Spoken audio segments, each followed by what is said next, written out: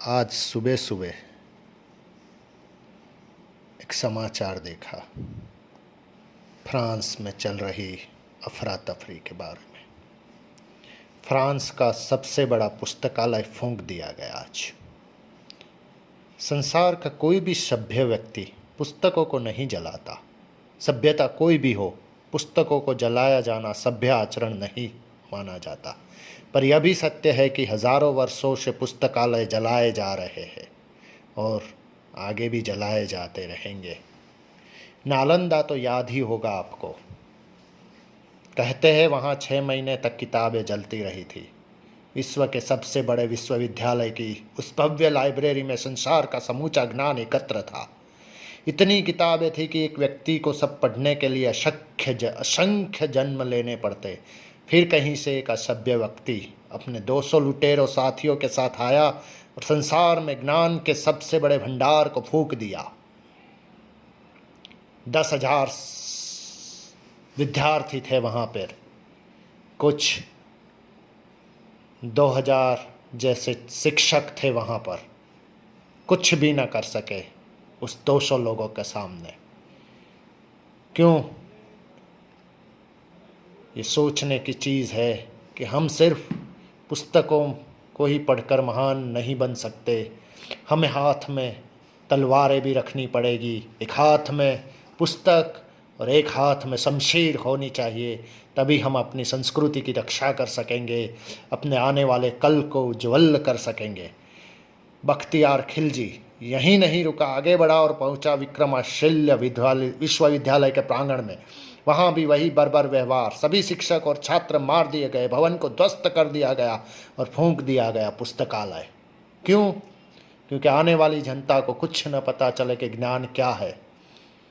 ऐसा लगता था जैसे बख्तियार संसार के समस्त ज्ञान को फूंक देने ही निकला था। सोचिए तो वे ऐसा क्यों कर रहे थे? किताबें किसी को क्या नुकसान पहुंचा सकती है? दरअसल हर ज्ञानी चाहता है कि संसार उसी की भांति हो जाए।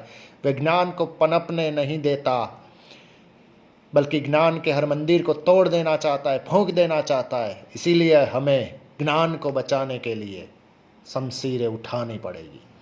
संसार के हर देश में ऐसे उदाहरण हैं जब सभ्य समाज द्वारा बनाया गया विद्यालय और पुस्तकालय असभ्यों द्वारा फूंक दिए गए, तोड़ दिए गए। सभ्यता बर्बरों से हार जाती है। क्यों?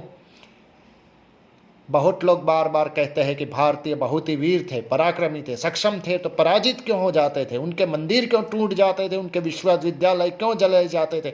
उनके पुस्तकालय क्यों जलाए जाते थे? उनका ज्ञान क्यों जलाया जाता था? उनके मंदिर क्यों लूटे जाते थे? क्यों? अब यही प्रश्न फ्रांस से पूछिए। वह आज के समय में सबसे शक्तिशाली देशों में से, सबसे संपन्न, सभ्य, ताकतवर। फिर 4 दिन पहले गिड़गिड़ा कर शरण मांगते हुए कुछ घुसपैठिए लोग पूरे देश को परेशान कैसे कर रहे हैं? स्कूल कैसे तोड़ रहे हैं? पुस्तकालय कैसे फूंक रहे हैं? उत्तर वही है, बर्बरता कभी भी सभ्यता को पराजित कर देती है। सभ्य समाज अपने हर निर्णय को नैतिकता की तराजू पर तौल कर देखता है। वह बार बार सोचता है कि हमारे इस कदम का संसार पर, जीव जंतुओं पर, प्रकृति पर क्या असर पड़ेगा। जबकि असभ्यों के सामने नैतिकता का प्रश्न ही नहीं होता। उन्हें किसी के होने के न होने से कोई फर्क नहीं पड़ता। वे कुछ भी कर देते और इसी के कारण वे जीत जाते हैं। उनके सामने वैसा ही होना चाहिए। धर्म की रक्षा के लिए, ज्ञान की रक्षा के लिए हमें अधर्मी बनना पड़े तो बनना पड़ेगा। तो क्या इस बर्बर भीड़ को नहीं रोका जा सकता? क्या सभ्यता यूं ही समाप्त हो जाएगी? नहीं, इन्हें रोका जा सकता है। बस सभ्य समाज अपनी सहिष्णुता त्यागे और बर्बरों के आतंक को बर्बरता से कुचल कर समाप्त कर दे, अन्यथा समाप्त हो जाए। यही करना होगा। आज नहीं तो कुछ साल बाद यही करोगे, तभी टिकेंगे। खैर, जो कुछ राख हो गया उसकी भरपाई नहीं हो सकती। हमारे नालंदा की तो कभी नहीं, कभी नहीं, कभी नहीं। आज सुबह सुबह